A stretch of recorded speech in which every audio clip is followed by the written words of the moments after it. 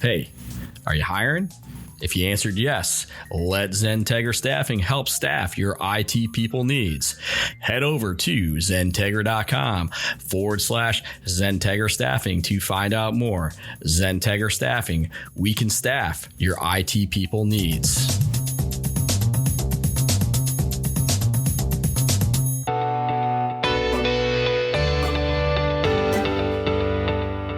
Welcome to another edition of the Citrix Session with your hosts, Andy Whiteside and Bill Sutton, your source for all things Citrix. Hello, everyone, and welcome to episode 60 of the Citrix Session. I'm your host, Andy Whiteside. I've got with me Bill Sutton. Bill's the Director of Services here at XenTegra. Bill, how's it going? Going well, Andy. Doing fine today. How about yourself? I'm doing great. Doing very well for a rainy winter. This is the real deal rainy winter day here in the Carolinas. You get more sun than rain, but when this happens, it's cold and rainy, and it's not cold enough to snow. It definitely chills you to the bone, no doubt. Oh, for sure. And I spent the weekend camping, and it got down to 18 degrees Saturday night, and I was beginning to wonder if I was crazy. So, whose idea was it to go camping in the middle of winter? My son's. Yeah. Well, I guess it was something Boy Scout related, or no? You just decided? Yeah, no, it was Boy Scout related. It was designed to increase camping nights, which are few and far between right now because of COVID. Yeah, well, that's good you survived. I guess I'll leave it at that. Yeah. All right. So you've been gracious enough to work with me on this one. This is the blog that we're covering today. It's written by Paul Carley from Citrix, and the title of it is What's New with Citrix Virtual Apps and Desktops, December 2020. And this was written or published on December 21st of 2020. I want to jump in real quick here and just clarify for the listeners, and they've probably heard me beat my drum about this a lot. We're going to talk about the latest version of the perpetual software for Citrix virtual apps and desktops. Mixed into that is going to be conversation around Citrix Virtual Desktop and App Service, which is where probably most of the leading edge, we'll call them bleeding edge, not leading edge, updates are happening, and that cross-pollinates between the perpetual version as well as the service. And we're going to try to be extremely clear as we talk through this, which one we're talking about at any point in time. Does that make sense? Absolutely makes sense. So, the initial releases are put into the service these days, and then make their way every quarter into the on-prem release, which is what we're talking about here. So if I'm using Citrix Virtual App and Desktop or some flavor of it as a service, what version am I on? The latest version. Yeah, so you're always on the latest version, right? Yes. Now that assumes that when a new iteration comes out, you'll typically be notified to update your VDA, which is, of course, the software that runs on the operating system, either in the cloud or on your premises or wherever the workload is that your users are actually connecting to is where the VDA runs. Could be on a Windows server, could be on Windows 10, could be on Windows 10 multi-session in Azure. And that in the event that new features come out that depend on that VDA, it obviously has to be updated in order to incorporate those new features. So that's a really good point, but I don't want to say it's irrelevant, but it's you always control the addition of your VDA. That destiny is always on the customer, whether it's running cloud service, IaaS, or whether it's running in your data center. It doesn't matter, right? It's the control plane that we're talking about when we say as a service that will always be on the latest or heading towards the latest at any point in time. Exactly. My point was that to take advantage of some of those latest features, you may have to upgrade the software on your premise, but that's entirely within your own purview as to whether you want and when you want to do that. Yeah. Well, that's a really good point too, and kind of goes back to the podcast from last week. There's at least three layers of this. One is the control plane, which we talk about as a service. Another is the VDA that you're highlighting here, and the third is the workspace app. If you're actually workspace app, all those things have to have the right alignment for some of these features to turn on and off. Exactly. Okay. Well, let's jump into this. to be clear, this is Citrix Virtual Apps and Desktop 7 still. This is the release for 20. This is the 2012 release, which means it's the 2020. So 2020 is the year, 12 is the month. It's the 2012 release. Yeah, clear as mud, right? So the 12th month of the 2020. And let's jump in here. So the first feature I believe we're going to talk about here, unless I missed one, is the ability to go to the Citrix Virtual App and Desktop Service and quickly and easily just integrate that with Citrix Virtual App and Desktop or Desktop as a Service through Azure, from Azure.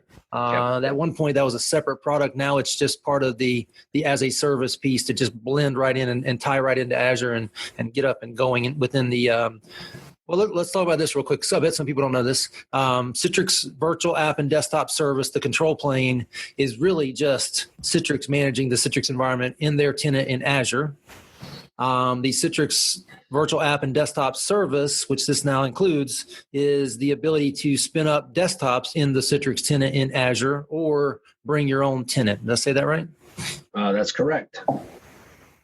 Yep, and what they're talking about here really is that what they used to call, I believe, Citrix Managed Desktops is now Citrix Virtual Apps and Desktops Standard. I think that's right, for Azure. And the wizard that was used in the past for what we used to refer to as Citrix Managed Desktops, and this is where the tenant and the desktops are managed by you through this wizard. That wizard in the old version is now incorporated into the UI or the user interface that would be used by any customer. So as long as you have Virtual Apps and Desktop Standard, you can quickly spin up Windows or Linux desktops using your Azure capacity and expand them and so forth, as well as Windows 10 multi-session directly from the Citrix Cloud Console.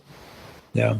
And for Citrix, this is their answer to Microsoft WVD or some of the other players in the WVD side, or maybe even something like WorkSpot, where it's, these upstarts that have a new run at things, don't have the legacy abilities of Citrix, but also don't have the legacy challenges of bringing in a really robust and very widely deployed set of services as well.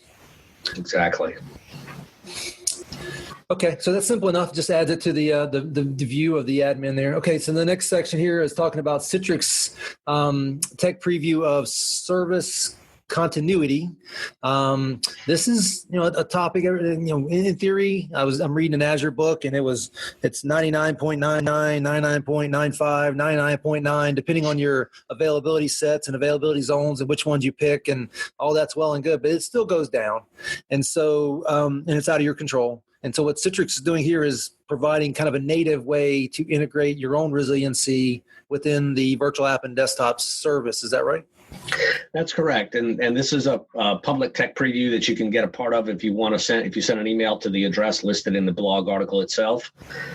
This specific section of this blog article doesn't go into a lot of detail about it, but it's essentially designed such that if you have an outage of multiple components like the Azure environment or AWS or GCP, users can still connect to on-prem resources as long as there's a network connection between the endpoint and the VDA. They're going to introduce some resiliency with some of the components that are already used for the interconnect between the on-prem environment and the control plane. As long as there's a network connection between the endpoint and the VDA, then the users will still be able to connect if the control plane goes sideways. So is this kind of a rebirth of the local host cache, but on the cloud connector with more ability to connect to the VDA, or is this a whole nother routing path that tells it to, hey, go here, and if you can't go here, try this one instead? Yeah, I think that's the latter. The local host caching is already in there to some degree, but this is a new method. I think it kind of leverages the rendezvous protocol and some other new developments, but there hasn't been a whole lot of detail yet on it that I've seen about exactly how it works. I think you can get the details on that by reaching out, and this is something we definitely will want to do a blog article on, or a podcast on rather, once it's more baked, I guess. We might have already touched on it a little bit in an earlier podcast. I think we touched on, so we were doing a podcast on something else, and this was thrown in as a tickler. Yeah, we were doing podcasts on the rendezvous protocol, which is essentially where the VDA connects directly to the resource without the cloud connector in the mix. It's a method of creating an outbound connection from the VDA. And we were talking. We did a podcast about the rendezvous protocol and had a Citrix guest on, and he mentioned that this was coming. This isn't what they called it at the time, but that there was some sort of ability coming such that if you lost access, to your through the normal channels, there'd be a way to get into it directly. This is interesting for me because in theory it is kind of a handcuffing thing that Citrix has to bring this legacy forward. At the same time, once all the problems are solved, having the legacy and the cloud platforms, whether it's the control plane or whether it's the hosting platform, will actually end up being a win-win for people who want to be able to do both or need to be able to do both. Exactly. All right.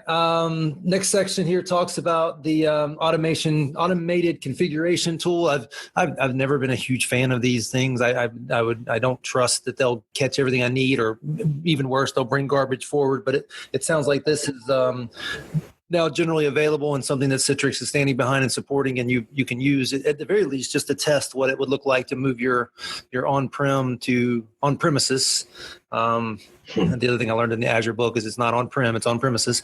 I've been saying it wrong for all these years. But the ability to help kind of test and figure out what's going to happen and maybe even make the move using this tool.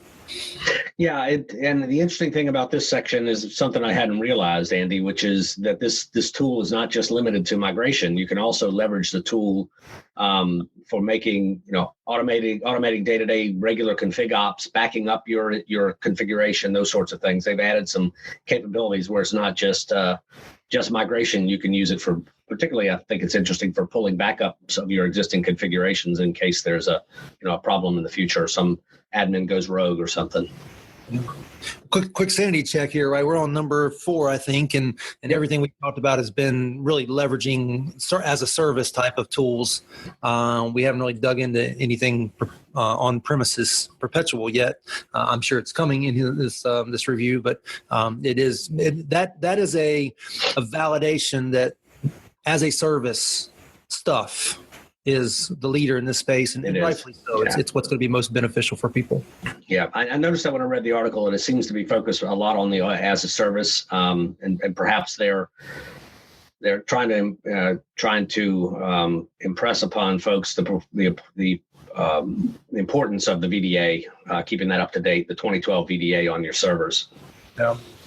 There's certainly a technology benefit of consuming things as a service. There's an accounting benefit consuming it as a service. There's also some tie-in and lock-in once you get to as a service. So if you go at it eyes wide open, you got to see all the pros and cons. But certainly every software company you work with is moving towards as a service to get you into the mix where they can really do a lot more for you and keep you there too. Right. Okay, next topic here is around self-service troubleshooting with the cloud. Again, we're still in cloud talk here. Health check. Have you had a chance to review this at all? I've not used it myself yet, but it basically is just an automated method of being able to check the VDAs, the storefront servers, and profile management and such for the virtual apps and desktop service. We do health checks for customers all the time that go a lot deeper than perhaps this does, but this is a great first step and probably would be something most of our consultants would run out of the gate as they began doing a health check. Yeah, why not, right? Exactly. It's free. It's got experts who designed it. Might as well use it some. Yeah, plus it can validate things like versions and whether you're on the latest cumulative update or whether you're behind on a minor release, that sort of thing that you might be more difficult to catch if you're doing it manually. It certainly would be more time consuming. Right. All right, the next one I am excited about, but it's kind of a story too. I think, the very first time, and I saw it early on. I mean, I had to be one of the first partners to see Citrix Cloud or Citrix as a service. In fact, I know I was. The first time I got into the console and realized that it was just Studio that was published as a HTML5 app. There was really a published app that you connected to through the HTML5 browser was all the console really was. There was two things. One, first thing I thought was, well, that's easy. I already know how that is, how it works. I got a lot of experience with that. And the second part was, man, that's kludgy looking. That's crazy. Along that path, Citrix has been, saying and has been working on moving that app, that tool, the Studio, into a true HTML5 native experience. And I've been doing a lot of work in Citrix Cloud lately, in a lab and this other company I've started around low cost compute solutions, and I keep seeing the Studio web console as one of my options, and every time I see it I'm like, oh, I need to go check that out and try it, and then I go, well, no, I'm just going back to the regular one. It's what I know and what I'm comfortable with. So I need to go watch this video here in this blog. But have you had a chance to think through that, and is it have you had a chance to click on it and see what all's in there? I have. I haven't done much with it except maybe look at current sessions or something simple like that. I haven't gone through and tried publishing apps, but it follows a very similar layout, I guess is the right way of putting it. In other words, the nodes on the left and then all the details in the center, very similar to the old console, but it's really slick, I think. And it's Citrix, when they, like you said, when the Citrix Cloud was released, I had the same experience. First time I went in, I'm like, well, wait a minute, this is just Studio published as an app, basically. When are we going to get this thing webified, as it were? And they've gotten there. By the way, I had that moment of, this is kind of kludgy, but like, damn, that's powerful. I mean, that moment of any x86 app, which I've been telling people for years, can be webified. Watching them do it themselves, was like just reassuring that, yeah, any application can be webified. They had to do it to their own application. Yeah, but the other piece about it is they made it relatively simple for someone to consume it, because if you're an existing Citrix admin and you've been working in that console for years, you jump to the cloud and all of a sudden you've got a whole new web-based console or something else, some other environment to work in. It's going to be a lot more of a learning curve potentially than if you log in and, whoa, there's Studio to manage my cloud environment. So that it kind of helped make it a familiar environment and probably boosted some measure of adoption. I can tell you without a doubt, I am not looking forward to the retirement of the legacy Citrix Virtual App and Desktop Studio. I know it's coming down the road. We want to get that thing out of there. I'm not looking forward to that because I've had the other one around in my head in some form or fashion for 20 years. I don't want it to go away. Exactly. All right. Let's see. So really, there's a video in there. I haven't had a chance to watch it, but I definitely want to. Now let's talk about Smart Auditor.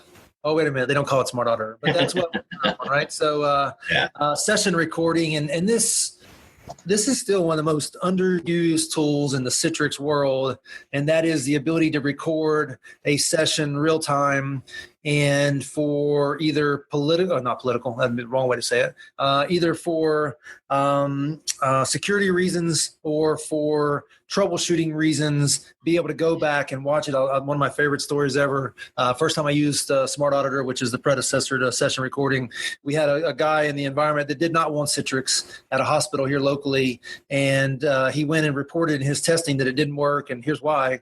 And then we went back and watched his session. He made it not work. He clicked on things within the applications that didn't work, even outside of Citrix, and he made it not work, and he made it fail so he could report an issue. He knew it, and we were able to go show his boss, yeah, this guy's trying to sabotage this thing here. Look what he did. It was awesome. Wow. Very interesting. Yeah, this is now they're introducing the ability to alert when certain events occur. So, if there's an error, a certain type of error, what have you, then an email notification can be sent to an admin or whomever, and they can play the link back at the specific place. They also have a better web player or a web-oriented player that's coming. It's not out yet, but that'll enable it to play, make it easier to play back recordings.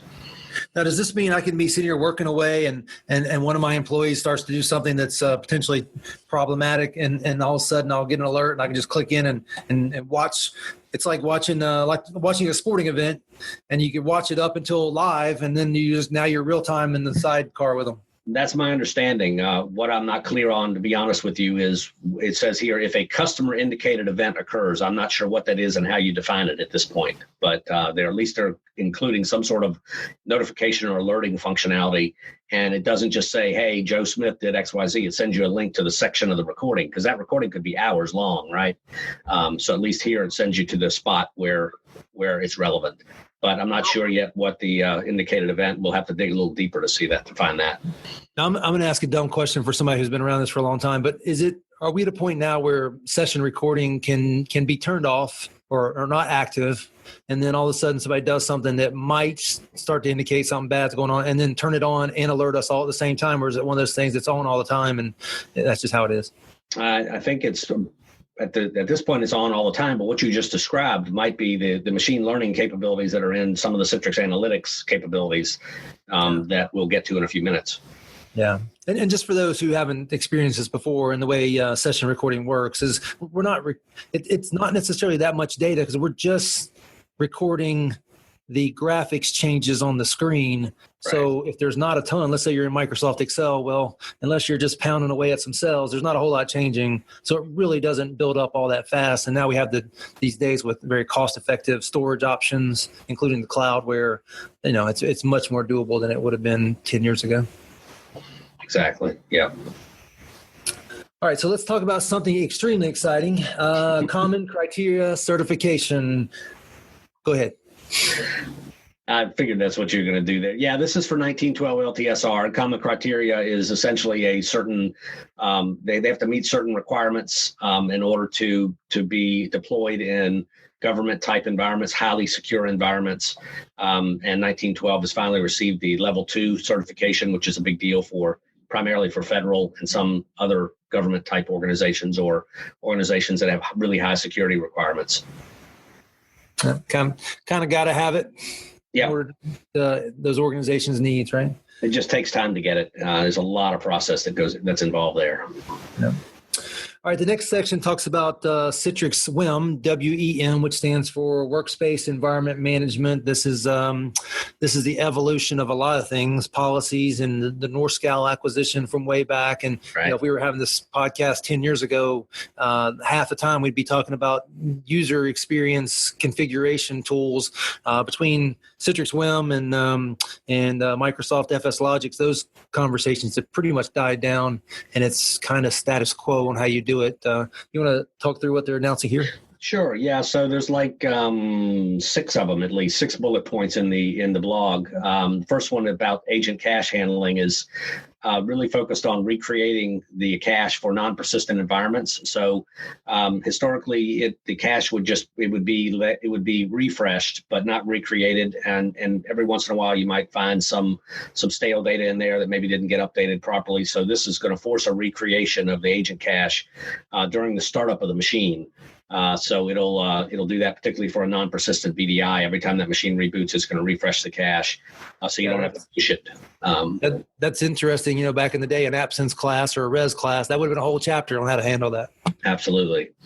They're incorporating the optimizer, the Citrix optimizer, which is an application you can also download as a separate standalone app that allows you to optimize your Windows operating system for delivery as a hosted shared or as a virtual desktop.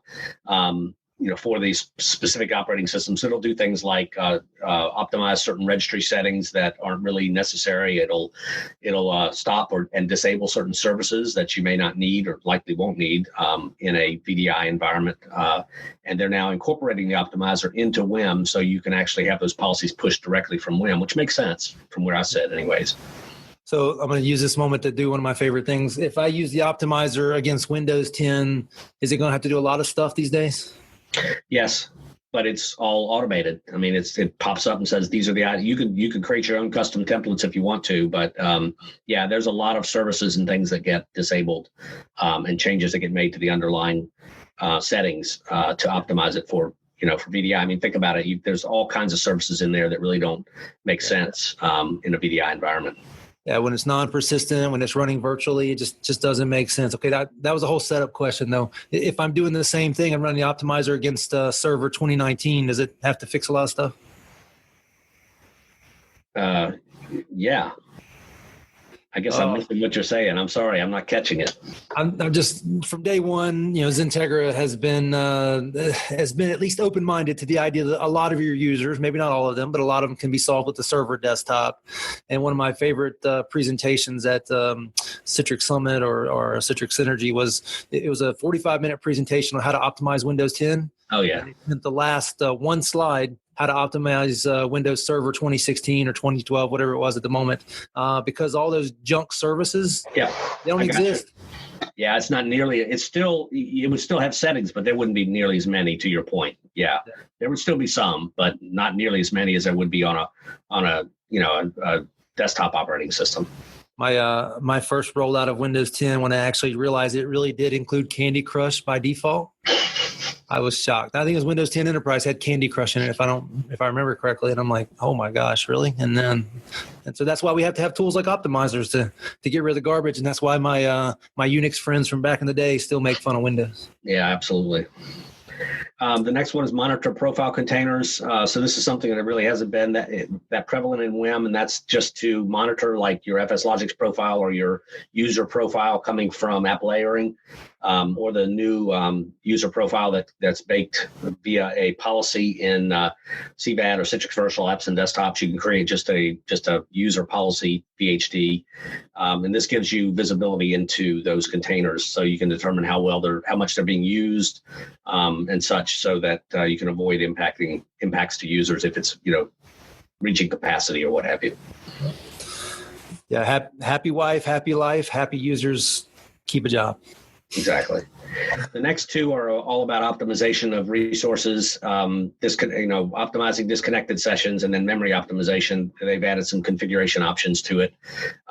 It's all memory optimization and CPU optimization have been in WIM or NorScale initially, and then obviously in WIM once it was adopted, and it's been expanded and enhanced. And here's some more enhancements. We have some customers that actually implement WIM for this alone and nothing else.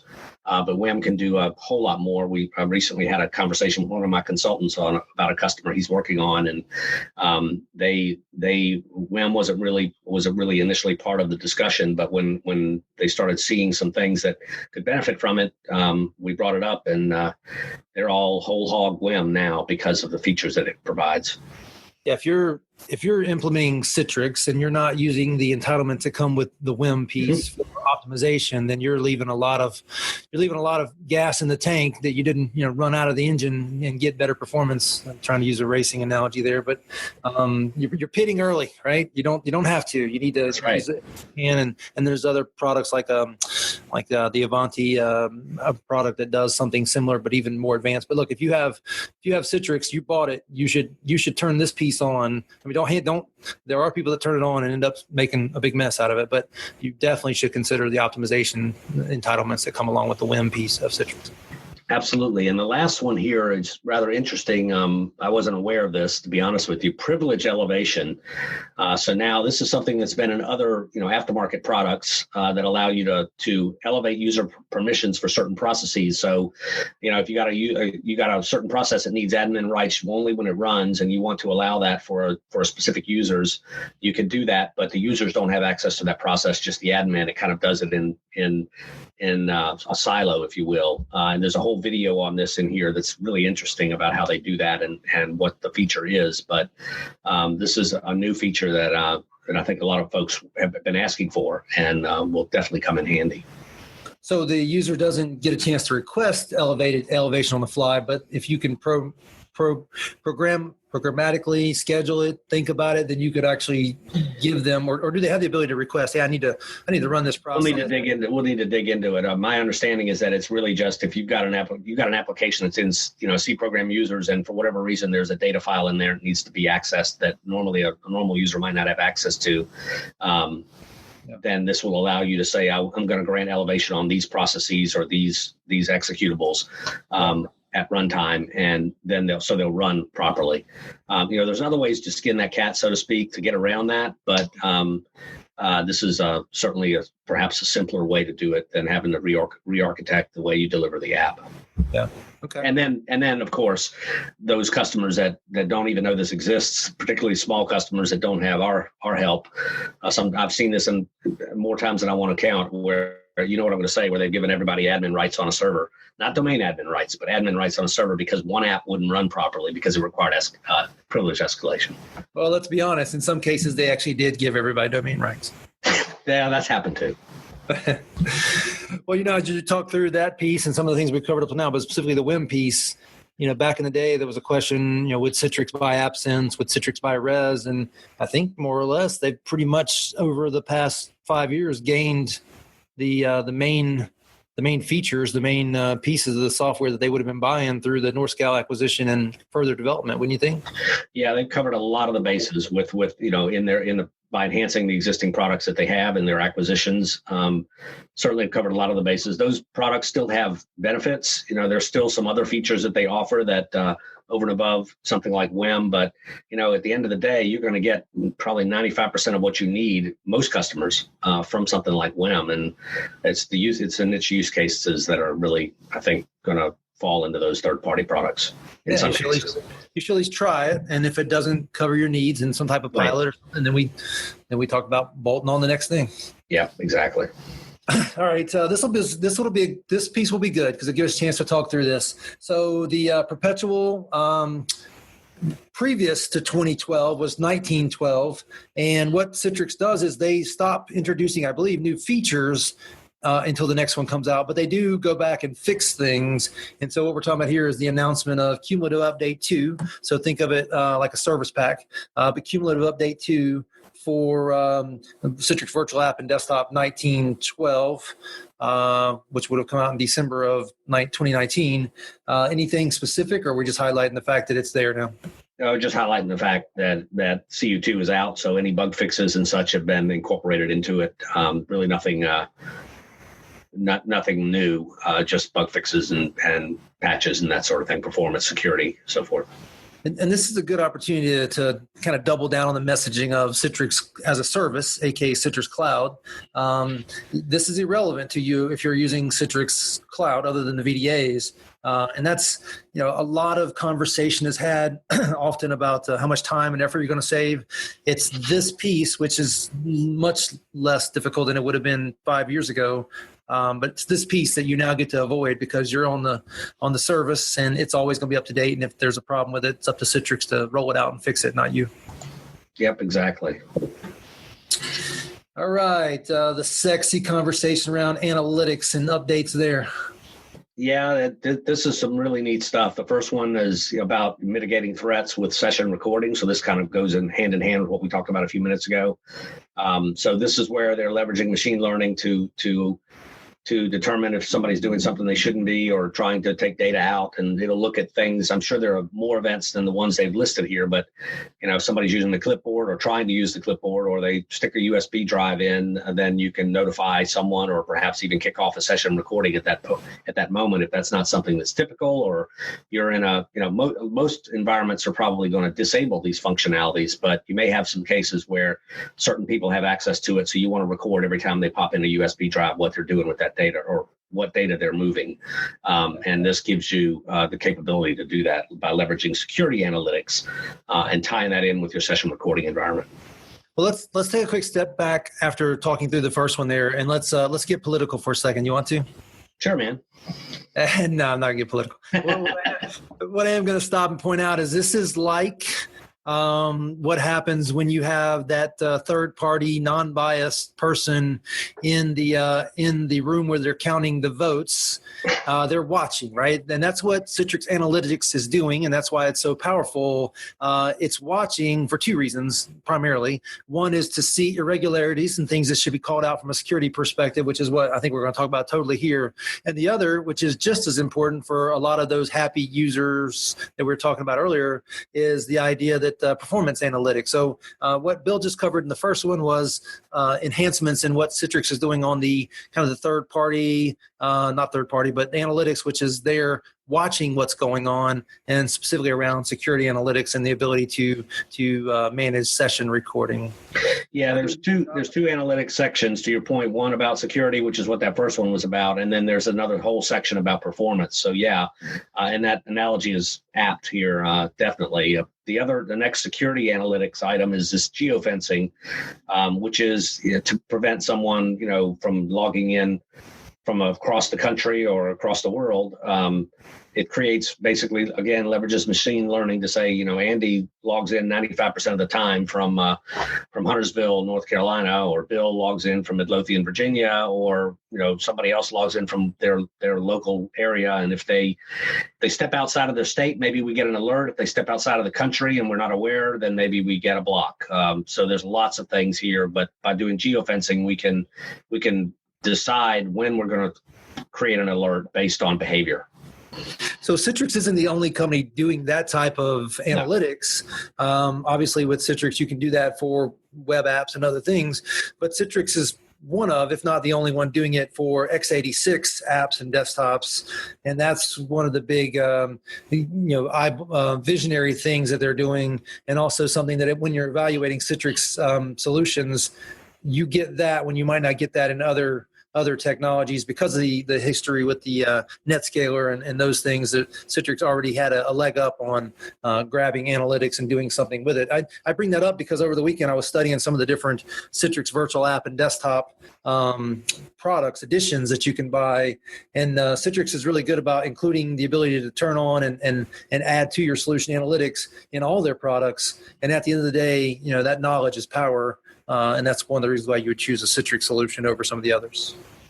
Exactly. Yep. And the last security analytic item in this blog is the dashboard, the new dashboard that gives you basically an overall view of a number of metrics so you can take a look at what's happening with authentication or user activity and things like that, and eyeball it and see if there's anything that raises a red flag. Interestingly enough, on that page, and it's in the article, you can go look at it. They have an image of it. There's a score. The first item in each row is a score, and that score obviously red, yellow, green. So, anything that's red, you may want to highlight and take a look at and decide if the action needs to be taken. So that's giving the admins and security folks a real quick view of what's going on. Right. Yeah, that picture's worth 1,000 words for sure. For that.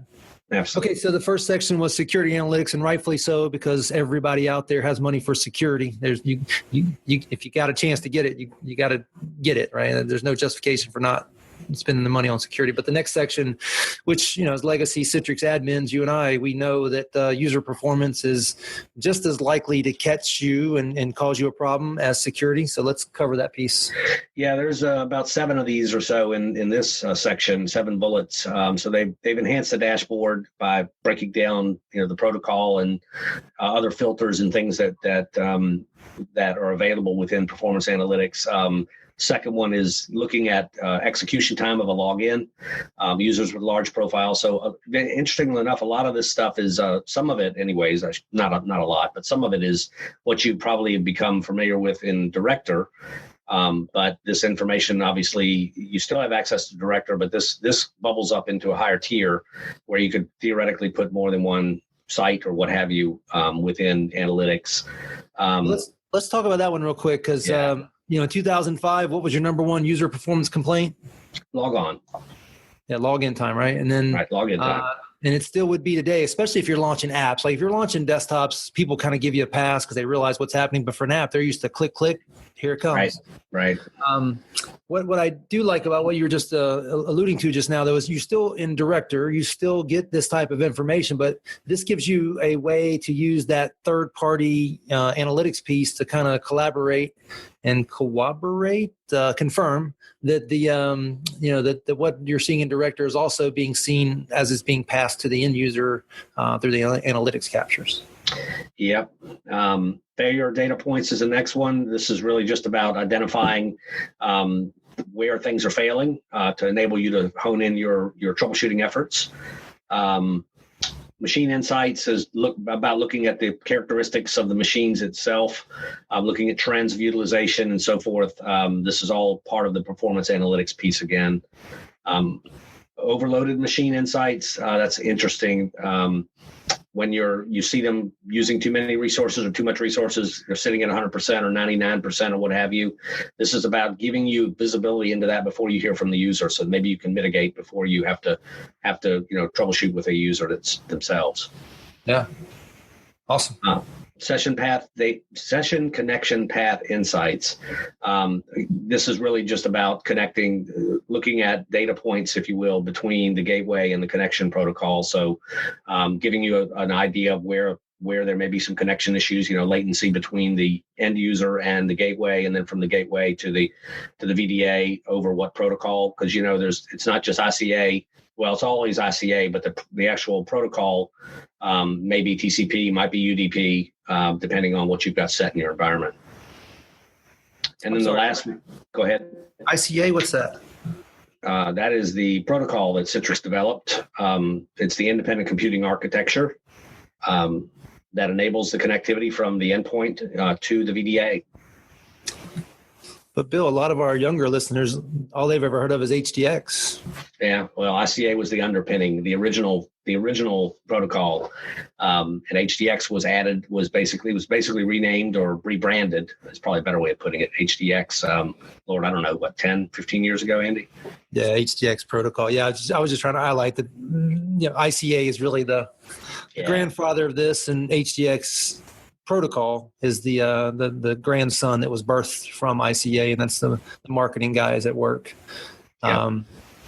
I always laugh when I go to Home Depot because their brand of tools, brooms and stuff, they also call HDX, and it's just a marketing thing. But not to diminish what Citrix has done. I'll just set you up for this. The most powerful thing Citrix has still to this day, 25 years later, is what? It is the protocol, ICA protocol, HDX protocol. Yep. They still own that. When Microsoft, developed remote desktop services, Citrix kept the ICA protocol at the time. And then, of course, over time, they've added significant enhancements to that and continue to do so. Additional channels and things that allow you to improve the performance of the delivery to the endpoint, which is really what, the user experience, what it's all about. And that's what I want in my back pocket when I go to tackle a project, knowing that if I need to, I've got some corner case that's already been solved for in that protocol. It's extremely powerful. Yep. All right. The last one is ML, or machine learning based anomalies. So this is again just using machine learning. It can look at what's baseline performance. So what do we consider to be normal and good performance, and then if anything falls outside that, we want to alert someone to help you with. And then of course that can help with root cause analysis and things like that. But this is really so that the admin doesn't have to sit there and stare at a screen all day long and wait for something to pop. Machine learning will identify, hey, this is really kind of outside of the norm, what we've expected from this user over time. And we think this bears looking into, and obviously you can tweak it as needed because you don't want to be over alerted or under alerted for that matter. Yeah. Okay. Well, the last paragraph of content here talks about Citrix publishing the roadmap, which there's a link in the blog for that. I think that's really good, and you don't have to wait on Bill and I, even though we're happy that you do, to go out and take a look at what Citrix has coming in the future. Yeah, this is if you click on the link at the bottom of the article, and again, it's just takes you to this roadmap where you can see what might be coming, which is not something that's been available in the past, but definitely a nice thing to be able to look at that and see what's coming. If you've got a feature that you'd like to see, I believe that page, I'd have to go to it to see, but I believe that page also may contain an email address or a link or something where you can submit features, but you can always do that through your SE or your sales rep. So the last section here of the blog talks about a webinar from December 15th. Now, of course, the blog was released on the 21st, so I'm kind of laughing because it's very something that I would do where I probably 5 times a week go to sign up for a webinar or something that was in the past, and I didn't even realize I missed it. Yeah. But I'm sure if you click on the registration here, you can it'll take you to a recorded session of it once you provide your information. So I'm sure it's still a valid thing. Exactly. So, Bill, I appreciate you jumping on. That was an amazingly good podcast, considering that you weren't exactly supposed to be the guest of honor. It just goes to prove that you're in the trenches every day and have a legacy of working on this stuff. And there's a lot of value add with the XenTegra team, everything from you, the delivery director, and me, the CEO, and Pete, CTO, and Trevor, who runs our managed services, and several of the consultants and sales engineers. I had a talk with someone last week that wanted to know if we had a Citrix guy. And I was like, what do you mean Citrix guy? We have a Citrix team. Right. And that's the fruition of the original idea of XenTegra. So I appreciate you jumping on. Obviously, extremely valuable resource, and hopefully people get value out of listening to us babble on this stuff. Yep. Appreciate it. I'm happy to do it. Yeah. And you know what? I'll highlight that for a second. Hopefully it comes through on the podcast. We actually do like getting on here and talking about this stuff once a week. It's stuff we would have talked about anyway. We just happened to hit the record button. Exactly. Yep. We have these discussions frequently amongst ourselves and with me and my team and the company at large. We're all, really focused on Citrix. So it's a good thing. Well, that's a good segue into this. We actually used to have these conversations before you worked with us here at XenTegra, and we'd have it at the conferences at least twice a year. Yeah. I guess there's no conferences this year, at least on the Citrix side. That's disappointing. Hopefully our little avenue of this podcast is going to keep us together and informed, but give people an opportunity to keep that learning curve going without the in-person conferences, at least. Yeah, it's definitely fills a gap, and hopefully, I think folks are finding it useful based on what we're seeing on LinkedIn and other avenues. I think folks are listening and finding it useful, which is encouraging. I will highlight one other thing. I noticed this week that Citrix now has a podcast. I think that's new. It seems new to me, but I'm glad. It's the more the merrier, and I'm going to crack the whip on this side to make sure we are consistent no matter what. Just like today, I know you can cover the content. We're going to get it out every week, and we're going to flood the market with good content, and we're going to do the leader. We're going to do it our way, and our way is going to be valuable no matter what other people decide to do. Exactly. Perfect. All right, Bill. Well, enjoy the rest of your Monday. Got a whole week staring at us. I know. Thanks. You too. All right. Thank you. All right.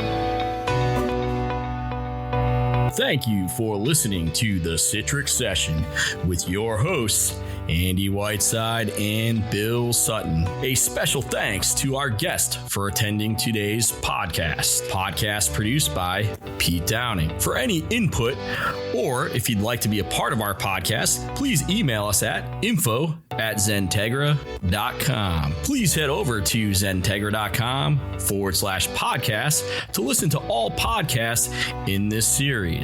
This podcast is copyrighted by XenTegra LLC.